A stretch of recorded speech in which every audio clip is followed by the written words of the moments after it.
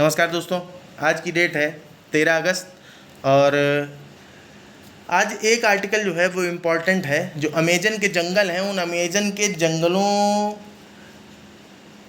का जो क्षरण हो रहा है, उस क्षरण को बचाने के तौर पर जो प्रयास किया जा रहा है, तो उस प्रयास को देखिए, प्रयास क्या किया जा रहा है। वास्तव में तो 1978 में यानी 1978 में एक ट्रीटी जो है वो साइन की गई थी और उस ट्रीटी को ACT करके बोलते हैं, अमेजन कंट्रीज़ ट्रीटी। ठीक है, तो 1978 में जो है साइन किया गया। बाद में फर्दर जो है 1995 में वो कंट्रीज जिन्होंने उस ACT पर साइन किया हुआ था, उन्होंने ही मिल करके जो है एक ऑर्गेनाइजेशन बना लिया जिसको एक्टो कहते हैं, शॉर्टकट में ACTO। तो ये एक्टो जो है, इसमें वही देश शामिल हैं जिनमें जो है अमेजन के जंगलों का विस्तार है। और इस चीज़ को जो है आप ऐसे समझ सकते हैं। तो अभी हाल फिलहाल में क्या है कि जो एक्टो कंट्रीज़ मेंबर हैं, तो एक्टो मेंबर्स ने अभी मीटिंग की अगस्त में, 9-10 अगस्त को। और ये मीटिंग जो है अमेजन जंगलों के संरक्षण को लेकर के, अमेजन की इम्पोर्टेंस आप एक बार थोड़ा समझ लेंगे आर्टिकल में। हालांकि ऑथर ने भी डिस्कस किया है, इसकी इम्पोर्टेंस को भी हम लोग देखते हैं। तो उसके पहले लेकिन आप एक बार जो है मैप देख लीजिए, तो थोड़ा सा आपको क्लियर हो जाएगा और ज़्यादा। तो ये मैप आप देख रहे हैं, जहाँ ब्राज़ील आप देख रहे होंगे, तो ब्राज़ील के इर्द गिर्द जो देश आपको दिख रहे हैं, तो सबसे पहले तो आप ये देखिए कि एक मिनट, हाँ अब आप देखो कि ब्राज़ील के अगर आप देखो साइड में, तो सबसे नीचे एक तो पराग्वे दिख रहा होगा, साथ सदर्न एरिया में एकदम अर्जेंटीना के ऊपर। पराग्वे के बाद आपको बोलीविया दिख रहा होगा, बोलीविया के बगल में पेरू, पेरू के बगल में इक्वाडोर, इक्वाडोर के बगल में कोलंबिया, कोलंबिया के बगल में Venezuela, Guyana, Suriname, French Guiana. तो वास्तव में Peru, Ecuador, Colombia, Venezuela, Guyana, Suriname और फ्रेंच गुयाना और ब्राज़ील, ये इतने देश जो हैं, इनमें अमेजन के जंगल जो है विस्तृत रूप से पड़ते हैं। तो अब आप ये समझिए कि ये जो एरिया है, ये जो देश हैं, इन्हीं देशों का जो संगठन है उसको एक्टो बोलते हैं, ACTO। अभी आर्टिकल में हम लोग डिस्कस करेंगे आगे, तो आपको दिखाई देगा। बाकी के और भी देश आप देख लीजिए, ज़्यादा देश नहीं है, 13 देश ही हैं। ऊपर से ही देखना शुरू करिए एक बार। फ्रेंच गुयाना, गुयाना के बाद सूरीनाम, सूरीनाम को जो है शायद डच गुयाना भी बोलते हैं, एक बार देखिएगा, इसको कुछ और गुयाना करके भी बोला जाता है, अभी ध्यान नहीं आ रहा है। तो French Guiana, Suriname, Guyana, Venezuela, Colombia, Ecuador, Peru, Bolivia, Paraguay, Brazil, नीचे आप देख रहे होंगे चिली, अर्जेंटीना, और ये हरे हरे कलर में जो ब्राज़ील के अंदर घुसा हुआ सा दिखाई दे रहा है, उरुग्वे। और साथ में आप देख रहे होंगे जो राइट हैंड साइड पे यानी ईस्टर्न एरिया में फॉकलैंड आइलैंड्स हैं। तो इतना जो है आप ध्यान रखिएगा। तो इस तरीके से कुल 13 देश ही हैं। और ये देखिए अमेजन के जंगल की जो स्थिति, जो डार्क ग्रीन ग्रीन हिस्सा आपको दिख रहा होगा, ये अब हालांकि इसमें देशों के नाम नहीं दिख रहे हैं, लेकिन ये डार्क ग्रीन जो हिस्सा दिख रहा है, ये अमेजन के जंगलों का ही हिस्सा है। और अब जो है आप क्लियरली उस मैप के साथ अगर मैच करा के देखेंगे तो आपको समझ में आएंगी चीज़ें कि कौन कौन से देश जो है शामिल होंगे उसमें। तो आप समझ गए होंगे, जैसे बोलीविया है, पेरू है। देखिए आप ऊपर, अभी आपको फिर से दिखाते हैं।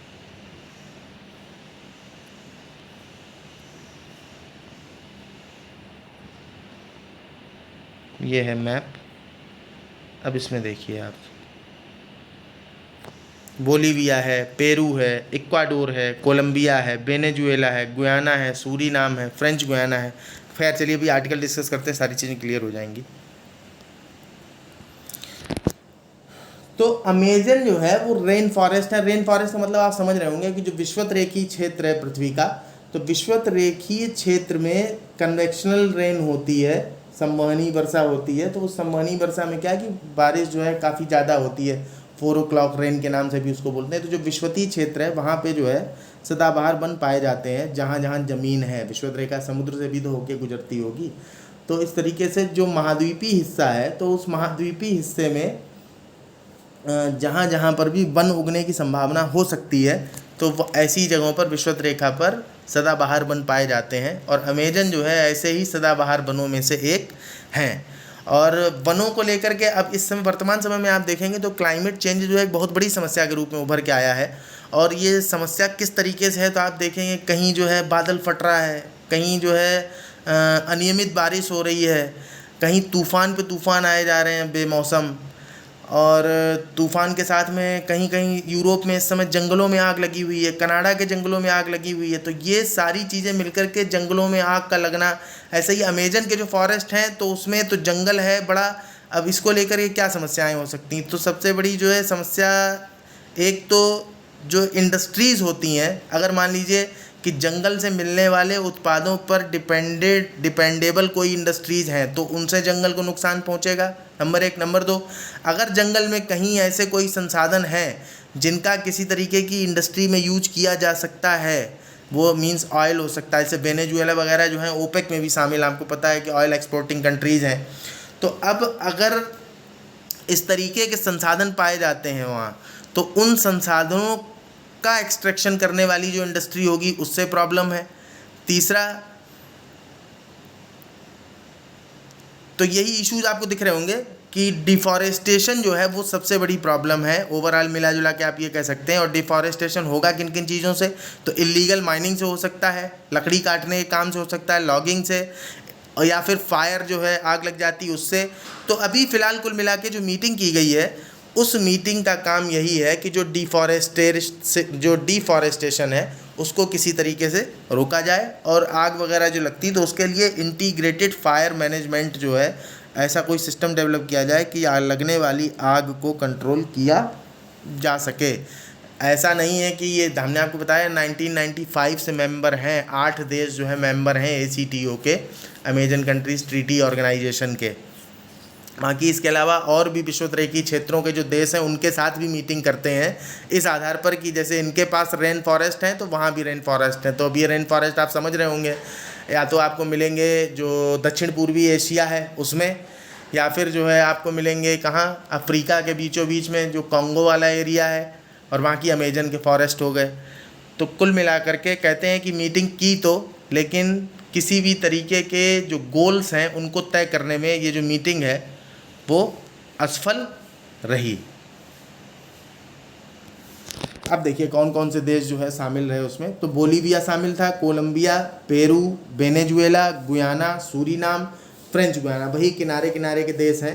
और इस मीटिंग में यहाँ इक्वाडोर का नाम नहीं डाला गया है, जबकि इक्वाडोर भी जो है ACTO का मेंबर है, तो हो सकता है कि मीटिंग में शामिल ना रहा हो। तो कुल मिलाकर के जो है इन सारे देशों, और ब्राज़ील तो आप समझिए, ब्राज़ील में सबसे ज़्यादा हिस्सा जो अमेजन फॉरेस्ट का ब्राज़ील में ही पड़ता है। तो इस तरीके से ब्राज़ीलियन डेलीगेशन के साथ में इन सारे देशों की बातचीत हुई, और ये जो मीटिंग की गई थी वो की गई थी ब्राज़ील के ही एक शहर में जिसका नाम है बेलेम दो पैरा।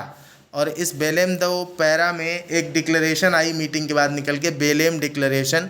और ये बेलेम डिक्लेरेशन जो है एक तरीके से जो देश हैं उनके बीच में कोऑपरेशन को प्रमोट करने के लिए है, ताकि जो ह्यूज अमेजन रेन फॉरेस्ट है इसके सर्वाइवल को आगे इंश्योर किया जा सके, ताकि जो जंगल है उस जंगल में जो बायोडाइवर्सिटी है, जो नेचुरल रिसोर्सेज हैं, उनको कंजर्व किया जा सके।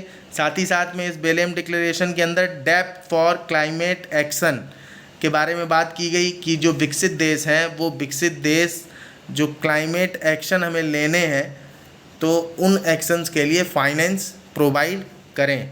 इसके अलावा जो है डिफॉरेस्टेशन को कम करने के लिए कॉन्सर्टेड एफर्ट्स करने की, मीन्स संगठित रूप से जो है प्रयास करने की बात की गई है इसमें। और साथ ही साथ में protecting the rights of indigenous people, जो वहाँ के देसी लोग हैं उनके जो राइट्स हैं जंगलों को लेकर के, उनको भी प्रोटेक्ट करने का काम करें, क्योंकि ये सारी चीज़ें जो है वो रेन फॉरेस्ट इकोसिस्टम से इनएक्सट्रिकेबली रिलेटेड है, मीन्स जिन्हें किसी तरीके से अलग नहीं किया जा सकता। एक तरीके से आप कह सकते हो कि इनबिल्ट है। इकोसिस्टम जो है, इकोसिस्टम का मतलब ही यही होता है, जैसे बायोम है तो बायोम का मतलब क्या है कि किसी विशेष प्रकार की क्लाइमेट, विशेष प्रकार के टेम्परेचर और विशेष प्रकार की भौगोलिक परिस्थितियों के कारण वहाँ पे एक विशेष प्रकार की जो है प्रजाति वगैरह पाई जा सकती है। जैसे अमेजन के जंगलों में बहुत सी ऐसी प्रजातियाँ पाई जाती हैं जो पूरी दुनिया में कहीं पाई ही नहीं जाती हैं, ठीक है। तो इस तरीके से ये Belem declaration, depth for climate action, arrest deforestation, integrated fire management और protecting the rights of indigenous people, इन 4 चीज़ों को हाईलाइट करती है बेलेम डिक्लेरेशन।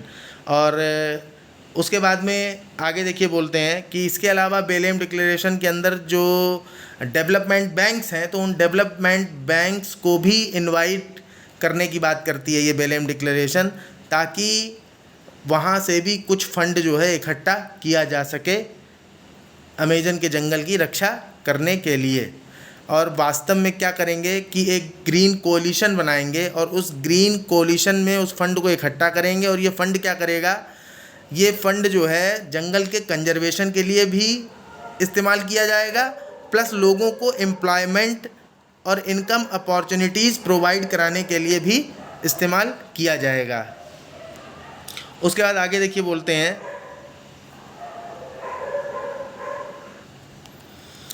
कि इतनी चीज़ों को इंक्लूड करने के बाद भी ये जो बेलेम डिक्लेरेशन है वो अपने आप में असफल है, क्योंकि कुछ प्रपोजल्स जो हैं वो एक्सेप्ट नहीं किए जा सके सर्वसम्मति के आधार पर। जैसे कोलंबिया ने प्रपोजल दिया था कि 80% जो फॉरेस्ट है उसकी प्रोटेक्शन करनी चाहिए, हमें डिफॉरेस्टेशन से उसे बचाना चाहिए, डिग्रेडेशन से उसको बचाना चाहिए। तो इसको जो है बेलेम डिक्लेरेशन एक्सेप्ट नहीं कर पाई या इसका प्रोविज़न अपने अंदर नहीं कर पाई। दूसरा, 2030 तक जो है जीरो डिफॉरेस्टेशन का टारगेट तय करने की योजना बना रहे थे, लेकिन जो है ये भी पूरा नहीं हो पाया। जीरो डिफॉरेस्टेशन बाई 2030 इसको भी बेलेम डिक्लेरेशन में शामिल नहीं किया जा सका। Even if some constituent nations of the ACTO like Brazil have done so already, जबकि ब्राज़ील, देखिए ब्राज़ील में अमेज़न का सबसे बड़ा हिस्सा पड़ता है, हमने आपको बताया है ना। तो ब्राज़ील जो है वो ऑलरेडी पहले से, जबकि मतलब भले बेलेम डिक्लेरेशन में इसको शामिल नहीं कर पाए हैं, पर फिर भी ब्राज़ील ने इसको लेकर के काफ़ी अच्छे कदम पहले से उठा लिए हैं। अच्छा, ब्राज़ील में एक बड़ी समस्या ये समझ में आती है कि ब्राज़ील में जो राष्ट्रपति है वहाँ के, तो एक राष्ट्रपति अभी इस समय तो जो है लूला करके कोई राष्ट्रपति हैं, और उसके पहले जेर बोल्सोनारो नाम है उनका। तो जेर बोल्सोनारो राष्ट्रपति जब रहते हैं तो वो अमेज़न के जंगलों की सुरक्षा के ऊपर ध्यान नहीं देते हैं, तो फिर ढंग से कटाई करवाते हैं उसकी। और जब उसकी ढंग से कटाई होती है जंगल की, तो डिफॉरेस्टेशन की स्पीड बढ़ जाती है। जबकि लूला जो हैं, ऐसा नहीं कि पहली बार राष्ट्रपति बने हैं, जेर बोल्सोनारो और लूला दोनों जो है एक तरीके से आप कह सकते हो कि अदल बदल के बनते रहते हैं। तो जब बोल्सोनारो का टाइम होता है तो उस समय जंगल की कटाई बहुत ज़्यादा, मीन्स 5 गुना, 6 गुना, 7 गुना, 8 गुना, इतनी ज़्यादा तक जो है कटाई होने लगती है, जंगल की डिफॉरेस्टेशन का काम स्टार्ट हो जाता है। जबकि वहीं जब लूला बनते हैं तो लूला उस डिफॉरेस्टेशन की एक्टिविटी को पूरी तरीके से ख़त्म करने का प्रयास करते हैं। और वही जितनी गति से बोल्सोनारो के टाइम पीरियड में बढ़ता है, उतनी ही गति से लूला के टाइम पीरियड में अमेज़न का डिफॉरेस्टेशन जो है वो घट जाता है। कुल मिलाकर के बोलते हैं कि these countries were not ready to advance a decisive shift from their dependence on extractive industry driven economics.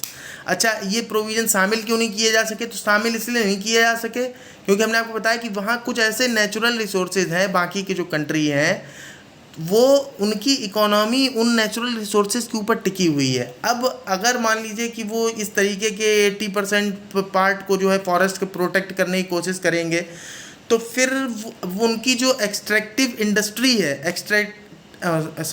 Extractive industry का मतलब मेटल, धातु के खनन का काम करती हो, ठीक है, खानों से जो है किसी प्रकार के खनिज पदार्थ निकालने का काम करती हो, ऑयल इंडस्ट्री हो तो ऑयल काम को निकालने का काम करती हो, तो इस तरीके की इंडस्ट्रीज़ को एक्सट्रैक्टिव इंडस्ट्री बोलते हैं। तो ये जो देश हैं इनकी इकोनॉमी एक्सट्रैक्टिव इंडस्ट्री के ऊपर डिपेंडेंट है।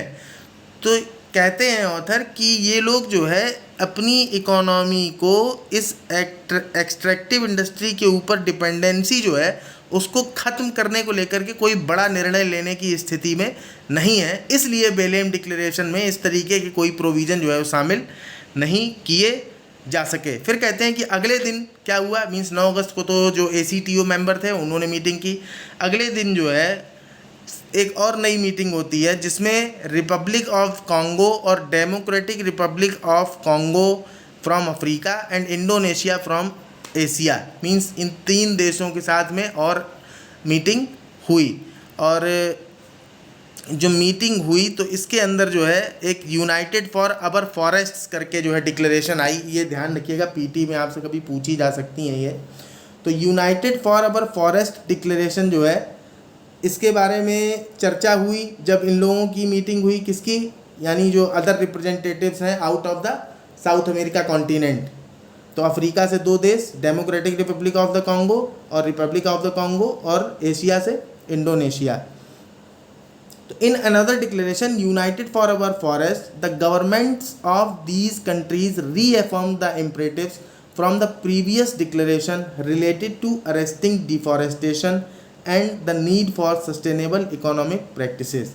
तो इनके बीच मतलब इन लोगों ने मिलकर के जो ये डिक्लेरेशन लाई, तो इन्होंने इसके पहले जो प्रोविजंस थे डिफॉरेस्टेशन रिलेटेड पिछली डिक्लेरेशन में, उनको दोबारा से एक बार उनके प्रति अपनी प्रतिबद्धता को दोहराया, और साथ ही साथ में ये कहा कि जो सस्टेनेबल इकोनॉमिक प्रैक्टिसेस हैं, ऐसे जंगलों के एरिया में हम सस्टेनेबल इकोनॉमिक प्रैक्टिसेस को फॉलो करेंगे। देखिए, ये विश्वतीय वर्षा वन जो हैं, ये इनको पृथ्वी का फेफड़ा बोला जाता है। इसलिए आपने देखा होगा आर्टिकल की हेडिंग भी यही थी कि to scramble the earth lungs इस तरीके से था। तो कुल मिला के ये जो है पृथ्वी के फेफड़े के तौर पर काम करते हैं। अभी ओवरऑल जो मीटिंग हुई उसका तो सार कुल मिलाकर के यही था। अमेजन के जंगल की इम्पोर्टेंस आप थोड़ा सा एक बार देख लीजिए। तो अमेजन के जंगल की इम्पोर्टेंस आपको अभी देखिए दिख जाएगी, इसमें आर्टिकल में ही है। ये है importance of Amazon rain forest, ये इंपॉर्टेंट है, आप इसको देख लीजिए। Total landmass area of the Amazon rain forest is 6.7 million square kilometre. इस बात को आप ऐसे समझ लीजिए कि भारत का क्षेत्रफल जो है वो 32,87,263 वर्ग किलोमीटर के लगभग है। मींस ये दे भी रखा है, देखिए 3.3 मिलियन स्क्वायर किलोमीटर भारत का क्षेत्रफल है, और केवल अमेजन के जंगल का क्षेत्रफल जो है वो 6.7 मिलियन स्क्वायर किलोमीटर है। मींस दुगने से भी ज़्यादा है भारत से।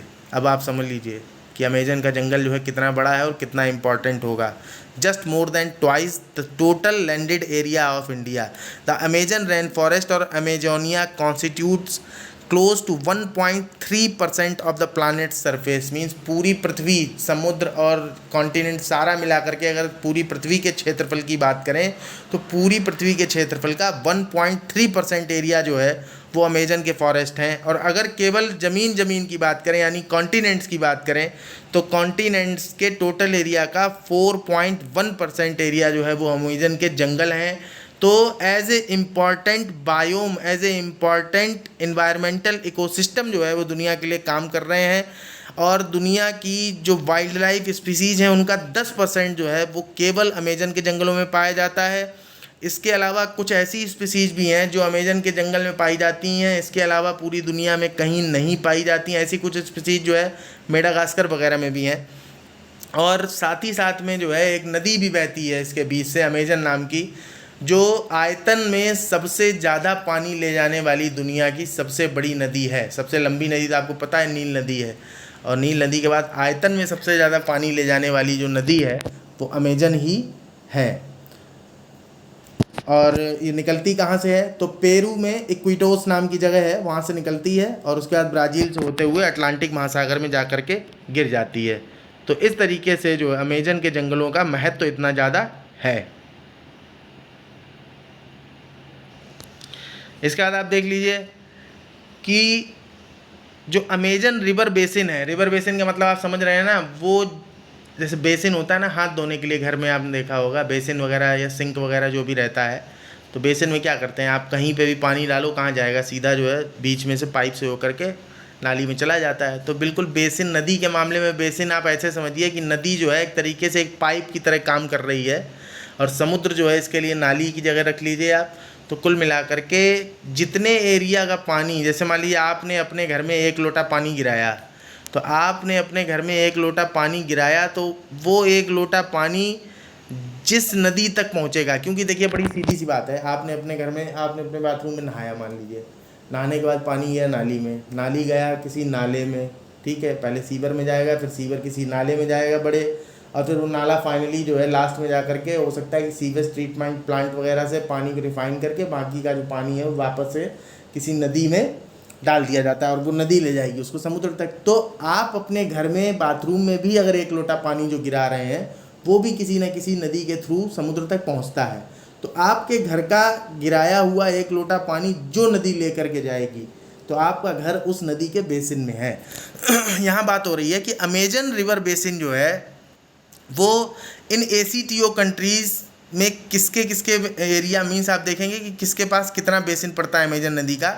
तो 60% रिवर बेसिन जो है वो ब्राज़ील में है, 13% जो है वो पेरू में है, 8% बोलीविया में है। इसको ध्यान से एक बार देख लीजिएगा, कभी जो है सेट कर अमेजन जो चूँकि बहुत बड़ी नदी है दुनिया की, ठीक है, तो इसको जो है कभी इसके बेसिन के डिवीज़न को लेकर के सेट करने को दिया जा सकता है कंफ्यूज करने के लिए। तो ब्राज़ील तो सिंपली सबको समझ में आएगा कि सबसे ज़्यादा जो है रिवर बेसिन वो ब्राज़ील के अंदर ही होगा। ब्राज़ील के बाद पेरू में है, पेरू के बाद बोलीविया में 8%, उसके बाद में कोलंबिया में 7%, वेनेजुएला में 6%। वैसे आप ये समझ सकते हो एक तरीके से कि क्लॉकवाइज आप जैसे जैसे घूमोगे ऊपर की तरफ तो वैसे वैसे जो परसेंटेज है बेसिन का वो घटता जाएगा, है ना। आप देखेंगे ब्राज़ील तो एकदम हमें इसको तो कोई संदेह किसी को होना ही नहीं चाहिए। पेरू पे आप ध्यान देंगे तो पेरू जो है अब आप जो है क्लॉकवाइज घूमना शुरू करिए तो पेरू पड़ेगा सबसे पहले, ठीक। पेरू के बाद फिर ऊपर जाएंगे आप तो बोलीविया,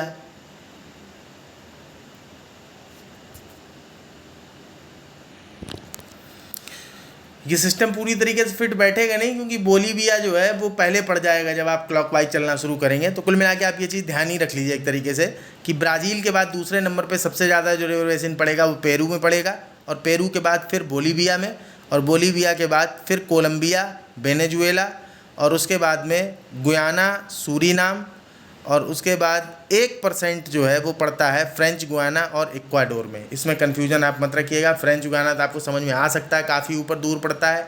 इक्वाडोर भी हालांकि आप अगर मैप गौर से देखेंगे तो इक्वाडोर की लोकेशन जो है वो थोड़ी बाहर की तरफ निकली हुई है। तो इसलिए अमेजन के जंगलों का मीन्स अब यहाँ अमेजन के जंगल की तो बात ही नहीं हो रही, रिवर बेसिन की बात हो रही है। तो रिवर बेसिन का 1% हिस्सा केवल जो है वो इक्वाडोर में पड़ता है। ये अमेजन के जंगल की बात नहीं थी, ये अमेजन रिवर बेसिन की बात हो रही थी, ठीक है ना। इसके अलावा देखिए कि अब इस तरीके से क्या है कि ये एक तरीके से बड़ा ही हीट्रोजीनियस सिस्टम है। मीन्स आप इसको कह सकते हैं कि बहुत सी विविध मीन्स डाइवर्सिफाइड सिस्टम है एक तरह का, जिसमें टॉल कैनोपीड फॉरेस्ट है, रेन फॉरेस्ट है। 50% एरिया जो है उसमें केवल जो है बड़े बड़े रेन फॉरेस्ट यानी जो बड़े बड़े सदाबहार वन होंगे, सदाबहार वृक्ष होंगे, तो सदाबहार वृक्ष लगे हुए हैं इस पूरे रिवर बेसिन में। साथ ही साथ में माउंटेन्स भी हैं, ग्रासलैंड्स भी हैं, मैंग्रोव फॉरेस्ट भी हैं, ड्राई सेमी डिसीडुअस फॉरेस्ट भी हैं, बैम्बू फॉरेस्ट भी हैं, फ्लड प्लेन्स भी हैं। इसको देख लीजिए, कभी ऐसे करके लिख के आ जाए स्टेटमेंट में कि अमेजन के जंगलों में मैंग्रोव वन नहीं पाए जाते हैं। अब कभी आपको धोखा हो जाए कि मैंग्रोव वन जो है बीचों बीच में कहाँ मिलेंगे नदी किनारे किनारे, तो ऐसा नहीं है। अमेजन के जंगलों में ये सारी चीज़ें पाई जाती हैं। माउंटेन्स हैं, ग्रासलैंड हैं, मैंग्रोव फॉरेस्ट है, ड्राई सेमी डिसीडुअस फॉरेस्ट है। अब इसमें देखिए आप थोड़ी सी अजीब बात ये है कि अमेजन जो है खुद रेन फॉरेस्ट है। बार बार कह रहे हैं कि जो है ट्रॉपिकल फॉरेस्ट जो सदाबहार वन होता है, पर सदाबहार वन होने के बाद भी आप देख रहे होंगे कि ड्राई सेमी डिसीडुअस फॉरेस्ट हैं इस एरिया में। तो इसको लेकर के आप बिल्कुल कभी कंफ्यूज मत हो जाइएगा इस तरीके का कोई स्टेटमेंट आपको दिखाई दे तो। बैम्बू फॉरेस्ट है, फ्लड प्लेन्स हैं। कुल मिलाकर के जो ट्रॉपिकल रेन फॉरेस्ट हैं ये लंग्स ऑफ द अर्थ हैं। और लंग्स ऑफ द अर्थ क्यों हैं? क्योंकि कार्बन डाइऑक्साइड लेते हैं एटमॉस्फेयर से और ऑक्सीजन देते हैं, और कुल मिलाकर के अपने आप में काफ़ी कॉम्प्लेक्स इकोसिस्टम को जो है क्रिएट करते हैं। साथ ही साथ में जो अमेजन के जंगल हैं उनकी आप ये समझिए कि कितना बड़ा कार्बन सिंक है। 76 बिलियन टन कार्बन को जो है अपने अंदर समा के रखा हुआ है उस अमेजन के जंगल ने। और भारत के टारगेट आपको बताऊँ 2.5 से 3 बिलियन टन की सिंक बनाने का टारगेट रखा है भारत ने 2030 तक का। समझ रहे हैं? तो अब इससे समझ लीजिए आप कि 2.5 से 3 बिलियन टन का सिंक बनाने का लक्ष्य रखा है, और अमेजन के जंगल में ऑलरेडी 76 बिलियन टन का सिंक है। तो अमेजन के जंगल को क्षति पहुंचना जो है वो धीरे धीरे भविष्य में बहुत बड़े संकट का कारण बनने वाला है, क्योंकि अभी जलवायु परिवर्तन के कारण आप देखेंगे कि जंगल इस समय पूरी दुनिया में जो है जंगलों में जहाँ तहाँ आग लगी हुई है। अब जब इतना ज़्यादा वैसे इंडस्ट्री भी डिफॉरेस्टेशन कर रही है।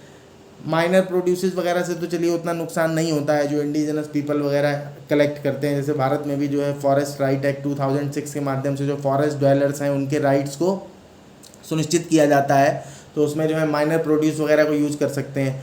लेकिन इंडस्ट्री काट रही, डिफॉरेस्टेशन, क्लाइमेट चेंज की वजह से डिग्रेडेशन हो ही रहा है लैंड का।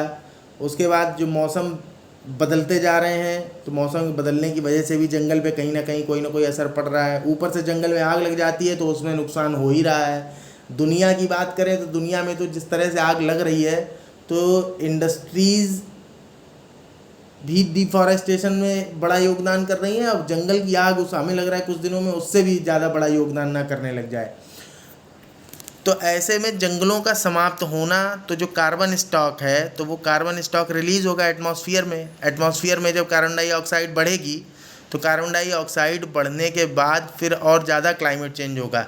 अच्छा, एक बात ये ध्यान रखिएगा आप लोग, हम लोग बहुत पहले एक बार एक एडिटोरियल डिस्कशन में ये बात डिस्कस कर चुके हैं कि जब कार्बन डाइऑक्साइड का कॉन्सेंट्रेशन एयर में बढ़ता है तो बारिश ऐसा नहीं कि ख़त्म हो जाए या कम होने लगे, फिर बारिश जो है मूसलाधार बारिश, टॉरेंशियल रेन होती है, और इतनी खतरनाक तरीके की रेन होती है फिर वो कि एक तरीके से विनाशकारी, उसको प्रलय टाइप को समझिए फिर आप, है ना। फिर उसके बाद आप समझिए कि एक इम्पॉर्टेंस इसका आप और देख लीजिए कि Amazon also generates its own rainfall by recycling moisture from air from the Atlantic ocean. और अमेजन जो है वो अपनी खुद की भी बारिश करा लेता है, चूँकि इतना बड़ा एरिया है। तो ये बात भी जो है इम्पॉर्टेंट है, कभी अमेजन के जंगलों को लेकर के ऐसा कुछ आपको स्टेटमेंट मिले कंफ्यूज नहीं होना है आपको। कुल मिलाकर के पूरा मामला ये था कि मीटिंग हुई, बेलेम डिक्लेरेशन और बाकी की दूसरी United for our nature our future के लिए फ्यूचर करके जो डिक्लेरेशन है, दोनों ही डिक्लेरेशंस जो हैं उस तरीके से टारगेट्स को मतलब इंक्लूड नहीं कर पाई खुद में, और ख़ुद में इंक्लूड नहीं कर पाई। तो अमेजन जो कि इतना ज़्यादा इम्पॉर्टेंट है, जो लंग्स ऑफ द अर्थ के तौर पे काम कर रहा है, इसकी सुरक्षा को सुनिश्चित करने के लिए और बेहतर क्या प्रयास किए जा सकते हैं। और लास्ट में जो है ऑथर एक एग्ज़ाम्पल देते हैं, और ये एग्ज़ाम्पल देखिए क्या देते हैं कि हाल ही में EU ने अपने यहाँ एक लॉ पास किया हुआ है, यूरोपियन यूनियन ने, कि वो जो भी सामान इंपोर्ट करते हैं तो यूरोपियन यूनियन वही सामान इंपोर्ट करती है जो डिफॉरेस्टेशन फ्री होता है, मीन्स किसी तरीके से जंगल की कटाई वगैरह करके उसे ना बनाया गया हो। तो डिफॉरेस्टेशन फ्री गुड्स को ही इंपोर्ट करने का लॉ ऐसा जो है बना रखा है। ये मीन्स जो यूरोपियन यूनियन की कंपनी है, वहाँ पे जो यूरोपियन यूनियन में कंपनी पड़ती हैं उन कंट्रीज़ में, तो वो कंपनियाँ सिर्फ डिफॉरेस्टेशन फ्री इंपोर्ट्स को ही अलाउ कर सकती हैं। और ये लॉ जो है अभी इसी साल अप्रैल में ही जो है पारित किया गया है। ऑथर जो है फाइनली ये कहते हैं कि जो बड़े देश हैं जैसे यूनाइटेड स्टेट्स है, इंडिया है, चाइना है, तो ये देश भी जो है इस तरीके के लॉ को अपने लिए एक बेंचमार्क की तरह इस्तेमाल कर सकते हैं, और ये लोग भी ऐसे कानून को अपना सकते हैं जिससे डिफॉरेस्टेशन की जो एक्टिविटी है उस एक्टिविटी को हतोत्साहित किया जा सकता है। तो कुल मिलाकर के ओवरऑल जो है आर्टिकल इतना ही था, और आज एक ही आर्टिकल था डिस्कस करने के लिए, तो इसको हम लोगों ने जो है काफ़ी अच्छे से और काफ़ी डिटेल से डिस्कस किया। देखिए ये इम्पॉर्टेंट आर्टिकल था तो इसलिए इसको जो है थोड़ा डिटेल से डिस्कस कर दिया, वैसे इसको ख़त्म तो काफ़ी तेज़ी से किया जा सकता था।